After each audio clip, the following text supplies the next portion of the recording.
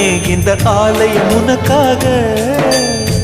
வானில் ஒரு புயல் மழை வந்தால் அழகே என்னை எங்கனம் காப்பாய். கண்ணே உன்னை என் கண்ணில் வைத்து இமைகள் எனும் கதவுகள் அடைப்பேன். சத்தியமாகுமா?